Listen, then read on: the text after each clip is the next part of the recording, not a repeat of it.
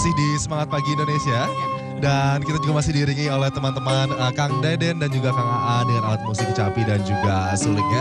Tadi kita sudah lihat bersama bagaimana tradisi Sawat Mamala di Maluku Tengah ya. Ya betul. Nanti kita juga masih akan punya liputan tentang Desa Mamala ini dengan tradisinya yang lain apa nanti. Karena sekarang seperti yang tadi kami sampaikan bahwa kita nanti bakal ngobrol-ngobrol bersama dengan pembina dari adik-adik yang di belakang saya ini sedang melakukan camping gitu ya. Bukan adik-adik saja Vika, ini ternyata ada anak SMP, SMA dan juga mahasiswa-mahasiswa juga ikut camping di sini. Iya, masih adik-adik berarti. Masih adik-adik. Teman-teman dong. Oke, kita kan masih muda. Oke, teman-teman yang dari lagi Second camping. Rovers Adventure Leaders. Nah, pemirsa sudah bergabung bersama kita di pagi hari ini ada Bapak Endik Iswanto. Selamat pagi, Pak. Selamat pagi. Kabar baik, Pak ya? Selamat pagi, Dika. Udah berapa hari nih di sini, Pak? Ini yang hari ketiga ini. Hari ketiga ya, oke. Ini Second Rovers Rover Adventure Leader, ya. Bisa dijelaskan nggak nih Pak tentang Tema kegiatan ini hari ini yang diangkat oleh teman-teman. Kami ingin mengajak mereka untuk mengikuti semacam kegiatan kepemimpinan dan kegiatan teamwork, tapi dalam kemas adventure, jadi petualangan. Seperti apa Pak petualangan ditawarkan kepada teman-teman di sini selain bercamping, berkemah? Gitu. Oke, petualangan antara lain dari segi kehidupan sehari-hari aja mereka harus dengan memakai alat masak yang minimal, tapi mereka harus bisa eksis ya. Kemudian mereka diajak untuk mendaki ke Gunung Gede. Kemudian semalam ada mereka latihan bivak. Yang ini semuanya untuk mencoba mengatasi masalah yang timbul. Dan mereka rupanya bisa keluar dari pemenangnya. Oke, tentunya juga seharusnya nanti apa yang mereka dapatkan di sini kemudian bisa diimplementasikan di kehidupan sehari-hari begitu. Apa sih kemudian nanti peran mereka yang diharapkan bisa dilakukan Pak dan berdampak kepada masyarakat begitu? Iya, begini. Pada dasarnya itu intinya adalah untuk mereka sendiri. Kalau mereka sudah memiliki, pasti dia bisa berbagi kontribusi pada masyarakat. Nah sekarang ini kita bangun mereka memiliki dulu. Bagaimana sosialisasi dengan teman secara kecil dulu dengan kelompok sangga ini sangga gabungan. Sehingga mereka bagaimana ada muncul konflik dan sebagainya. Bagaimana mereka mencari solusi dari konflik itu. Dan mereka kalau sudah tahu cara dan mempunyai kebiasaan, diharapkan di sekolahnya, di masyarakat. Karena mereka ini kami dari sekolah-sekolah Katolik ini ya, dikontribusi di gereja juga bisa. Bagaimana kalau misalnya ada konflik atau apa pun bisa dicari solusi yang tepat, yang cerdas. Bisa menjadi agent of change begitu. Betul. Nah kalau misalnya kita kaitkan hal ini dengan keadaan sekarang Pak, misalnya kita melihat bahwa generasi muda sekarang dikatakan begitu mentalnya kurang kuat begitu. Ini bagaimana kaitannya? Nasionalisme juga berkurang. Nasionalismenya gitu, berkurang. Ini bagaimana Pak hubungannya gerakan pramuka seperti ini, Pergerakan dan Pandega dengan mental dan moralitas generasi muda kita saat ini, pendapat Anda? Justru inilah kita mencoba untuk melawan arus dari mereka ya. Mereka yang punya kesempatan sebetulnya tapi tidak dimanfaat. Nah kita mencoba memanfaatkan. Dengan adventure ini adalah melalui pintu dari mereka. Jadi kesenangannya apa? Kita ikutin. Nah selama kita mengikuti dia, kita masukkan. Bagaimana Anda harus bersosialisasi, bagaimana Anda harus menjadi pemimpin, bagaimana harus tepat waktu, kedisiplinan dan sebagainya. Ini kita terapkan di situ dan mereka senang. Dan secara tidak langsung tanpa mereka sadari, mereka sudah menjadi orang yang kita harapkan. Ya terbentuklah kemudian mental dan moralitas yang baik gitu selama pelatihan berlangsung, leadership skill yang bagus juga. Karena memang moralitas juga mentalitas anak muda sekarang sangat dibutuhkan untuk kemudian menjaga keutuhan dari NKRI. Kalau kita bicara tentang keutuhan NKRI, memang belakangan ini kemudian ada saja begitu cobaan yang seperti kalau misalnya kita lihat belakangan ini ada konflik ISIS atau doktrin-doktrin komunis lain yang bisa terakhir juga konflik di Tolikara tersebut konflik Tolikara yang bisa memecah pemikiran dan juga memasuki otak gitu dan mencuci otak generasi muda yang istilahnya juga mental di usia muda itu masih labil begitu ya. Ini bagaimana Pak peran ini dalam kegiatan kami antara lain ada yang namanya kegiatan menjelajah atau malam hari ya. Dalam keadaan capek malam hari itu kan mudah tersulut emosinya. Disitulah kita latih bagaimana dia mampu meredam emosinya pada saat kecapean, ya, suasana gelap.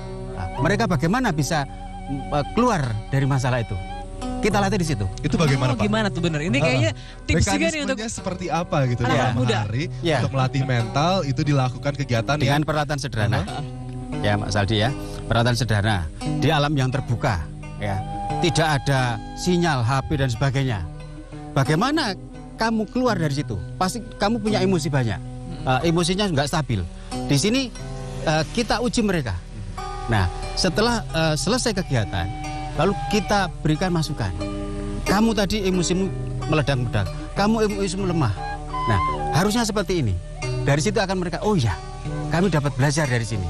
Sehingga kami, anak-anak merasa emosinya menjadi semakin stabil. Kalau mereka dalam keadaan senang-senang begitu, pasti emosinya kemudian ya. setelah usaha itu tadi diberikanlah maknanya. Tapi Pak, ini yang penting itu adalah pembinaan jangka panjang, bukan pembinaan jangka pendek.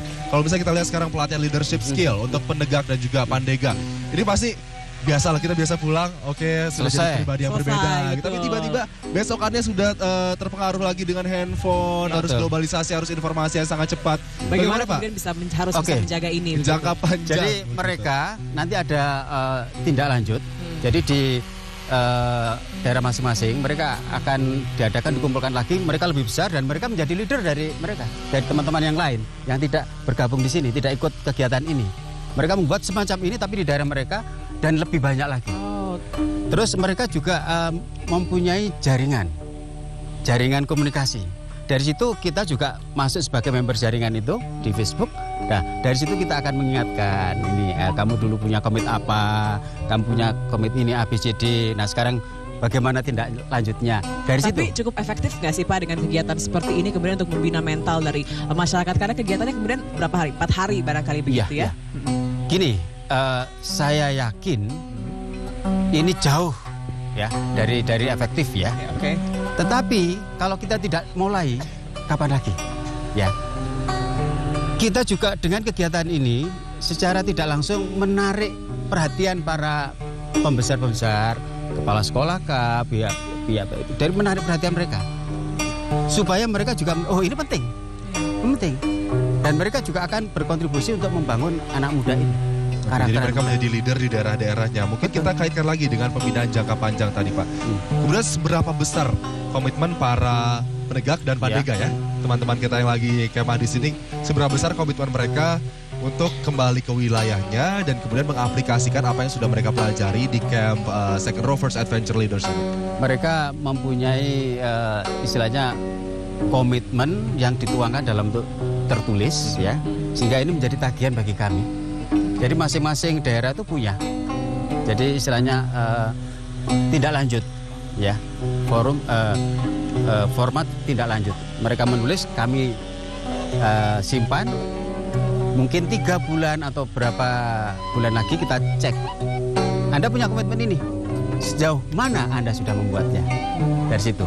Ini tindak lanjut. Ini sangat membutuhkan kepedulian kita orang dewasa kok. Sejauh ini teman-teman yang kemudian ikut begitu ya, kemudian sudah berkomitmen dari awal. Bagaimana kemudian aplikasinya? Apakah memang mereka benar-benar komit begitu? Jelas memang kalau saya akui ya, jujur. Kita 70% kita sudah bangga kok. Ya. 70% dari apa yang komit ini sudah. Kalau 100% wah mereka bukan robot ya. Mungkin mereka punya kasus pribadi lah, kasus sekolah kan juga punya masalah dan itu kadang-kadang membuat mereka jadi jatuh bangun. Oke, Pak Endik, mungkin kita kaitkan sekarang dengan ini kan gerakan pramuka, Boy Scout begitu pemirsa kan. Scout. Kalau misalnya kita lihat sekarang gerakan pramuka di Indonesia, kalau zaman saya dulu SD, gerakan pramuka tiap hari Sabtu wajib pakai baju pramuka, pasti ada jambore nasional gitu kan. Kita ikut persami juga. Kalau Bapak sendiri sebagai pandega ya Pak, pembina pramuka, melihat sekarang perkembangan pramuka di Indonesia yang sepertinya semakin kesini semakin ditinggalkan begitu oleh kurikulum kita. Anda melihatnya bagaimana? Jangan salah Mas Aldi, ini kurikulum 13 ini ya. Ini justru membuka lebar-lebar untuk kegiatan pramuka. Ya, karena ini sangat mempunyai kesempatan, peluang besar untuk membangun karakter. Jadi karakter itu tidak hanya di pramuka tapi di sekolah. Sehingga kegiatan pramuka itu dibuka pintunya oleh sekolah. Lebar-lebar. Hanya masalahnya, ini tadi masalahnya. Kita kadang-kadang terjebak pada kegiatan. Ini yang sebetulnya kita perhatikan ya teman-teman. Dalam artian bagaimana tuh Pak terjebak dalam Harusnya kegiatan? kita tidak berhenti pada kegiatan, pada karakter yang dihasilkan. Padahal kita harusnya fokusnya pada pembinaan mental. Contoh, pembentukan karakter. mereka membuat jambore, sukses, pesertanya banyak, kegiatannya variasi, selesai. Bukan itu. Tapi pada waktu dia pulang dari jambore, apa yang mereka buat, karakter apa yang sudah berubah, ini yang sebenarnya kita tuju. Oke, dalam 4 hari ini evaluasinya apa nih Pak? Ada nggak perubahan-perubahan kemudian yang dilihat pada teman-teman kita ini? Ada leadershipnya mulai muncul, teamworknya sudah, mereka ada satu kelompok itu dari beberapa daerah di mix ya. Mereka sudah sekarang ini hari yang terakhir ini sudah betul in sekali, jadi seperti keluarga sendiri dari mereka yang tidak kenal. Nah, ini cara pramuka ini, sehingga mereka ya sangat plural sekali ya gitu. Nah, mungkin satu pertanyaan lagi ya. Kira-kira apa sih Pak yang diwariskan begitu dari pramuka? Nilai-nilai apa kemudian yang ditanamkan, yang dibentuk pada teman-teman kita di sini setelah mengikuti camp ataupun perkemahan di sini Pak? Intinya adalah brotherhood. Brotherhood, Ya, oke. persaudaraan. Dengan persaudaraan Anda bisa banyak hal yang bisa Anda lakukan. Oke. Itu yang mereka. Jadi Oke. masalah konflik lah, masalah ada sesuatu masalah pribadi, bagaimana cari solusinya. Dari brotherhood itu mereka bisa saling berbagi kok. Oke, baik Pak. Terakhir dong pesan singkat aja ya, pesan untuk generasi muda sekarang. Silakan Pak Andik. Kepada generasi muda, Gerakan Pramuka itu sangat welcome untuk Anda. Semoga ini menjadikan kesempatan Anda untuk mengembangkan diri, untuk menjadi manusia dewasa yang nanti bisa berkontribusi bagi masyarakat dan bangsa Anda tentunya. Baik, terima kasih kalau begitu Pak Endik Iswanto atas perbincangan kita yang singkat namun sangat bermakna. Semoga gerakan pramuka ini bisa terus dilestarikan, bisa terus teman-teman adik-adik kita belajar pramuka, ikut perkemahan dan pelatihan leadership seperti ini, dan kemudian terbentuklah mental generasi muda yang kokoh, yang kuat, yang bisa membangun bangsa kita lebih baik lagi di masa depan. Sampaikan salam kami buat adik-adik. Terima kasih Pak Andik. Sampaikan salam kami untuk brother-brother. Terima kasih. Terima kasih Pak. Salam pramuka. Salam Pramuka. Terima kasih. Nah, itu tadi perbincangan kami bersama dengan pembina ya Pak Andik Siswanto. Kami masih di Semangat Pagi Indonesia. Kali ini kita mau mengajak pemirsa kemana nih, Dik?